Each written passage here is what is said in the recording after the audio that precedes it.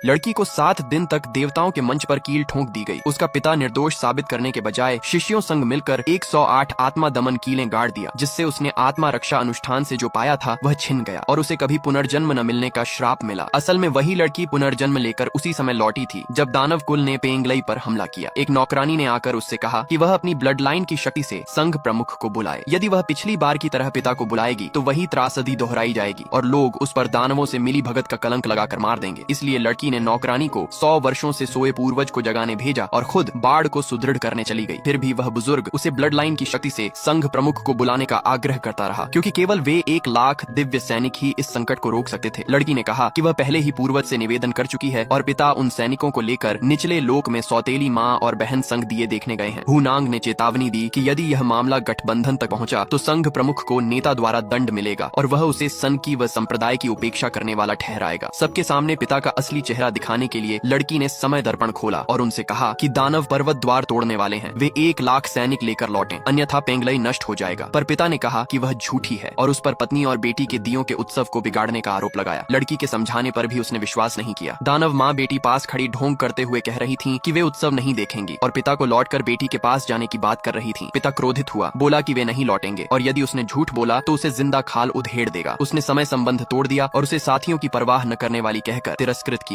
सबको उम्मीद थी कि पूर्वज जाग जाएं तो एक आशा बची है, पर 1 लाख सैनिकों की अनुपस्थिति में बाढ़ जल्द ही दानवों ने तोड़ दी। उन्होंने उसकी 7 वर्ष से बेहोश माँ को पकड़ लिया और लड़की को मजबूर किया कि वह बाढ़ खोल दे, पर पूर्वज वंशज होने के कारण वह मानव लोक की रक्षा के लिए अडिग रही। जब उसने झुकने से इनकार किया तो दानवों ने उसकी माँ की गर्दन काट दी। वह विलाप करती रही, जबकि पिता दानव माँ बेटी संग आतिशबाजी देख रहा था और अनजाने में अपने विनाश की ओर बढ़ रहा था। अचानक पूर्वज ने संन्यास तोड़ दिया और एक प्रहार में शत्रु का अंत कर दिया, पर माँ मर चुकी थी। पूर्वज ने उसकी आत्मा पीली आत्मा कमल में रखी और लड़की को आदेश दिया कि वह दानव घेरा तोड़कर दिव्य संघ से सहायता मांगे। पेंगलई द्वीप आधे घंटे में मानव लोक में गिरने वाला था, इसलिए उसे उसी समय में सहायता लानी थी। कठिन संघर्ष के बाद वह संघ पहुंची, पर द्वितीय वरिष्ठ भ्राता ने रोक लिया, क्योंकि संघ प्रमुख ने उसे आदेश भेजा था कि लड़की झूठ बोल रही है और विनाश की अफवाह फैला रही है, ताकि वह और उसका परिवार दियों के उत्सव में न जाए। तभी आपातकालीन आदेश आया। ये संकेत था कि तीनों लोकों में संकट आने वाला है और आदेश मिला कि कोई भी बाधा डालने वाला मारा जाए। फिर भी वरिष्ठ ने उसे दानवों की साथी बताया। लड़की हैरान थी कि वह इतना मूर्ख कैसे हो सकता है। संप्रदाय के विनाश के बावजूद वह मानता रहा कि लड़की पिता को रोकने की साजिश कर रही है। यदि सच में दानव उत्पात हुआ और संघ प्रमुख ने कर्तव्य त्यागा तो वही दंडित होगा, पर वह उसकी बात पर विश्वास न कर सका। लड़की ने माँ की प्रवाह छवि शिला निकाली, जिसमें दानव हमले का पूरा दृश्य दर्ज था और उसे देखने की प्रार्थना की, मगर उसने इनकार किया और संघ प्रमुख की रूप छाया बुलाने का सुझाव दिया। जब संघ प्रमुख आया, उसने एक प्रहार में शिला तोड़ दी। लड़की फूट पड़ी। वह माँ की अंतिम निशानी और सत्य का प्रमाण थी। पिता ने इसे नकली कहा और पहरेदारों से उसे मार देने को कहा।